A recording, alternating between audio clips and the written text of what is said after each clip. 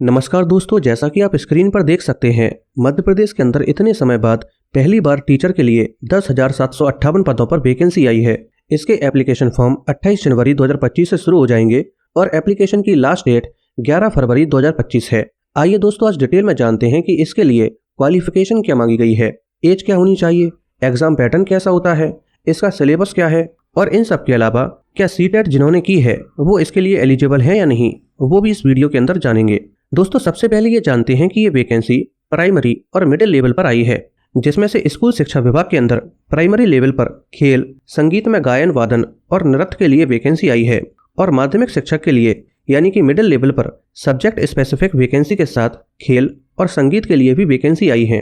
इसके अलावा मध्य प्रदेश में जो जनजातीय विभाग है, इसके अंदर भी माध्यमिक शिक्षक के लिए वैकेंसी आई है, जो केवल सब्जेक्ट स्पेसिफिक के लिए आई है और प्राइमरी लेवल पर भी वैकेंसी आई है, जिसमें खेल, संगीत और नृत्य शामिल है। दोस्तों, यहाँ पर आप देख सकते हैं माध्यमिक शिक्षक यानी कि मिडिल लेवल पर 7,929 वैकेंसी आई हैं, जिसमें से 7,082 वैकेंसी स्कूल शिक्षा विभाग के अंदर आई हैं और 847 वैकेंसी जनजातीय कार्य विभाग के अंदर आई हैं और प्राइमरी लेवल पर टोटल 1,377 वैकेंसी आई हैं, जिसमें से 724 वैकेंसी शिक्षा विभाग के अंदर आई हैं और 653 वैकेंसी जनजातीय विभाग के अंदर आई हैं। आइए दोस्तों, सबसे पहले ये जानते हैं कि इसमें आपकी क्वालिफिकेशन क्या मांगी गई है। दोस्तों, सबसे पहले मिडिल लेवल पर क्या क्वालिफिकेशन मांगी गई है, यानी कि माध्यमिक शिक्षक के लिए क्या क्वालिफिकेशन मांगी गई है, उसे जानते हैं। दोस्तों, अगर आप मिडिल लेवल पर किसी पर्टिकुलर सब्जेक्ट से अप्लाई करना चाहते हैं तो फिर सबसे पहले आपका 2018 या फिर 2023 का जो MP टेट हुआ था वो क्वालिफाई होना चाहिए। यहाँ पर CTET के लिए मान्यता नहीं दी गई है। आपका केवल और केवल MP टेट वो भी 2018 या 2023 वाला कंप्लीट होना चाहिए। इसके अलावा 2024 में जो MP टेट हुआ है, इसका अभी तक रिजल्ट नहीं आया है और इसको इस नोटिफिकेशन में शामिल भी नहीं किया गया है। 2018 या 2023 का MP टेट क्वालिफाई होने के साथ साथ आपको कई सारी चॉइसेस भी दी गई हैं। इनमें से आपके पास कोई भी एक होना चाहिए तो फिर आप इसके लिए अप्लाई कर पाएंगे। जैसे कि पहली चॉइस है कि जिस भी सब्जेक्ट से आप अप्लाई करना चाहते हैं तो उस सब्जेक्ट से आपकी ग्रेजुएशन कंप्लीट होनी चाहिए और साथ में 2 साल का डिप्लोमा कंप्लीट होना चाहिए। अगर आपके पास ये नहीं है तो आपके पास दूसरी चॉइस है कि जिस भी सब्जेक्ट से आप अप्लाई करना चाहते हैं तो उस सब्जेक्ट से आपकी ग्रेजुएशन कंप्लीट होनी चाहिए और ग्रेजुएशन में टोटल परसेंटेज 50% या उससे ज़्यादा होने चाहिए और साथ में B.Ed कंप्लीट होना चाहिए। तीसरी चॉइस है कि आपकी ग्रेजुएशन कंप्लीट होनी चाहिए जिस भी सब्जेक्ट से आप अप्लाई कर रहे होंगे और साथ में आपके ग्रेजुएशन में टोटल परसेंटेज 45% या उससे ज़्यादा होने चाहिए। इसके साथ ही B.Ed कंप्लीट होना चाहिए जिसे NCTE से मान्यता प्राप्त हो। चौथी चॉइस है कि आपकी 12th क्लास कंप्लीट होनी चाहिए जिसमें आपकी टोटल परसेंटेज 50% या उससे ज़्यादा होनी चाहिए और साथ में 4 साल का B.Ed कंप्लीट होना चाहिए। पांचवी चॉइस है कि आपकी 12th क्लास कंप्लीट होनी चाहिए जिसमें आपकी टोटल परसेंटेज 50% या उससे ज़्यादा होनी चाहिए और साथ में BA B.Ed या BSc B.Ed कंप्लीट होना चाहिए। इसके अलावा आपके पास एक आखिरी चॉइस भी है कि आप जो भी सब्जेक्ट से अप्लाई कर रहे हैं उस सब्जेक्ट से ग्रेजुएशन कंप्लीट होनी चाहिए जिसमें आपकी टोटल परसेंटेज 50% या उससे ज़्यादा होनी चाहिए और साथ में स्पेशल एजुकेशन में B.Ed होता है जो 1 साल का होता है, आपका वो कंप्लीट होना चाहिए। दोस्तों, अगर आप माध्यमिक शिक्षक के लिए अप्लाई करते हैं और किसी भी पर्टिकुलर सब्जेक्ट से अप्लाई कर रहे होंगे तो यहाँ पर आपके पास मल्टीपल ऑप्शंस हैं। इनमें से अगर आपके पास कोई भी एक है तो आप माध्यमिक शिक्षक के लिए अप्लाई कर सकते हैं, लेकिन कंडीशन सभी के लिए एक ही है कि आप इसके लिए तभी अप्लाई कर सकते हैं जब आपने 2018 या 2023 का MP टेट क्वालिफाई किया हो। इसके अलावा दोस्तों, यहाँ पर आप टेबल में देख सकते हैं, अगर आप माध्यमिक शिक्षक के लिए अप्लाई कर रहे होंगे तो यहाँ पर आपके पास टोटल 6 सब्जेक्ट हैं जिनमें से आपको कोई भी एक चूज करना होगा।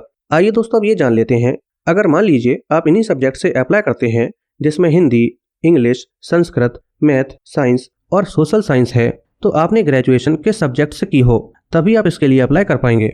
दोस्तों, अगर मान लीजिए आप मैथ से अप्लाई करना चाहते हैं तो आपकी ग्रेजुएशन मैथ या फिजिक्स से कंप्लीट होनी चाहिए, या फिर अगर आपने इंजीनियरिंग कर रखी है तब भी आप मैथ के लिए अप्लाई कर सकते हैं, लेकिन कंडीशन ये है कि आपकी इंजीनियरिंग ऐसे सब्जेक्ट से कंप्लीट होनी चाहिए जो मैथ के साथ डील करते हैं, जैसे कि matrix, derivative, probability, calculus, partial differential equation, algebra, complex number, geometry, integral वगैरह वगैरह। इसके अलावा दोस्तों, अगर आप सोशल साइंस से अप्लाई करना चाहते हैं तो आपकी history, polity, economics, geography, sociology या फिर कॉमर्स से ग्रेजुएशन कंप्लीट होना चाहिए, यानी कि आपकी ग्रेजुएशन में 3 साल तक इनमें से कोई भी एक सब्जेक्ट है तो फिर आप सामाजिक विज्ञान के लिए अप्लाई कर सकते हैं। अगर आप हिंदी के लिए अप्लाई करना चाहते हैं तो फिर ग्रेजुएशन के 3 साल तक आपका हिंदी एक मेजर सब्जेक्ट होना चाहिए।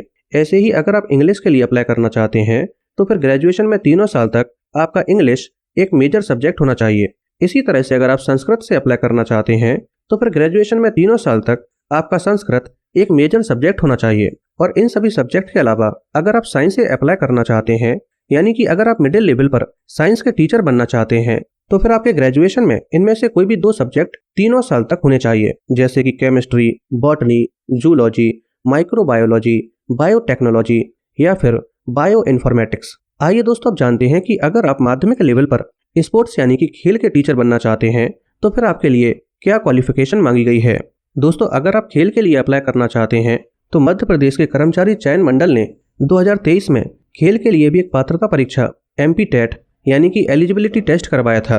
तो अगर आप खेल के लिए अप्लाई करना चाहते हैं तो आपका 2023 वाला MP टेट क्वालिफाई होना चाहिए और साथ में ग्रेजुएशन के अंदर आपकी बैचलर ऑफ फिजिकल एजुकेशन यानी कि BPEd या BPE कंप्लीट होना चाहिए और इसमें आपकी टोटल परसेंटेज 50% या उससे ज़्यादा होनी चाहिए। इसके अलावा दोस्तों, अगर आप मिडिल लेवल पर संगीत के लिए अप्लाई करते हैं तो फिर यहाँ पर भी मध्य प्रदेश कर्मचारी चयन मंडल ने 2023 में संगीत के लिए भी एक एलिजिबिलिटी टेस्ट यानी कि MP टेट करवाया था।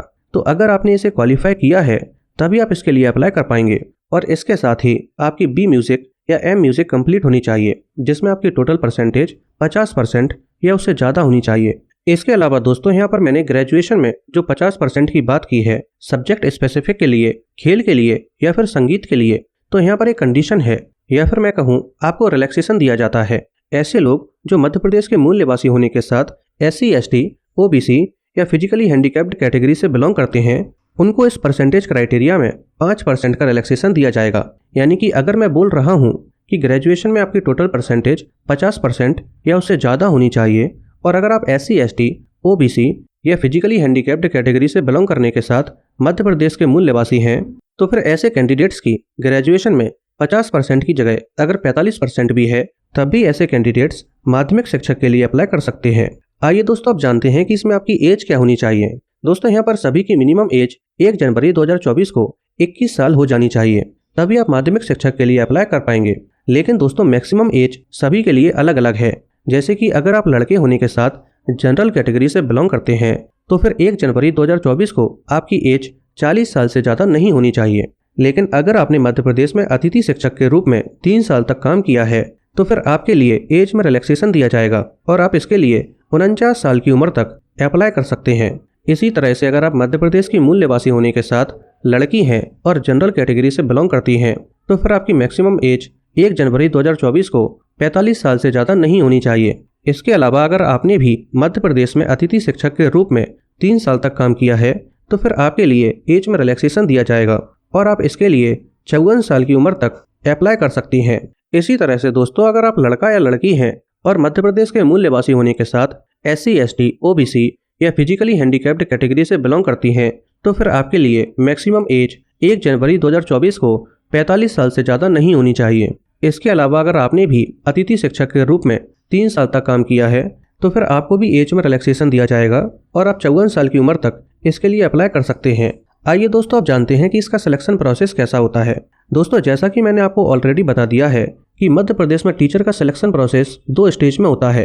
पहली स्टेज में प्री एग्जामिनेशन होता है जिसे MP टेट बोलते हैं और दूसरे स्टेज पर मेंस एग्जाम होता है। और ये जो अभी आप वैकेंसी देख रहे हैं ये मेंस एग्जाम के लिए ही आई है, यानी कि ऐसे कैंडिडेट्स जो MP टेट 2018 या 2023 में क्वालिफाई हो गए थे, केवल वही लोग इसके लिए अप्लाई कर पाएंगे। दोस्तों, माध्यमिक लेवल पर एग्जाम पैटर्न सभी के लिए सेम होता है, चाहे आप किसी भी पर्टिकुलर सब्जेक्ट के लिए अप्लाई कर रहे हों या फिर आप खेल के लिए अप्लाई कर रहे हों या फिर आप संगीत के लिए अप्लाई क्यों ना कर रहे हों, एग्जाम पैटर्न सभी के लिए सेम है। दोस्तों, यहाँ पर 100 नंबर का पेपर होता है जो कम्प्लीटली आपके सब्जेक्ट से रिलेटेड होता है। अगर आप हिंदी के लिए अप्लाई कर रहे होंगे तो 100 नंबर का पेपर केवल और केवल हिंदी सब्जेक्ट से ही डील करेगा। अगर आप खेल के लिए अप्लाई कर रहे होंगे तो 100 नंबर का पेपर आएगा जो केवल और केवल स्पोर्ट्स के साथ ही डील करेगा। दोस्तों, यहाँ पर हर एक क्वेश्चन 1 नंबर का होता है, यानी कि 100 ही क्वेश्चंस होंगे और टोटल नंबर भी 100 ही होंगे। इसमें आपको 2 घंटे का समय दिया जाएगा। इसके अलावा दोस्तों, यहाँ पर नेगेटिव मार्किंग है या नहीं इसके बारे में नोटिफिकेशन में कुछ भी नहीं बताया गया है। आइए दोस्तों, फाइनली बात करते हैं कि अगर आपका फाइनल सिलेक्शन हो जाता है तो आपकी सैलरी क्या होगी। दोस्तों, माध्यमिक शिक्षक के लिए अगर आप सब्जेक्ट स्पेसिफिक टीचर बन रहे हैं या खेल या फिर संगीत के टीचर बनते हैं तो फिर आपकी सैलरी 32,800 रुपए होगी। साथ में आपको महंगाई भत्ता भी दिया जाएगा।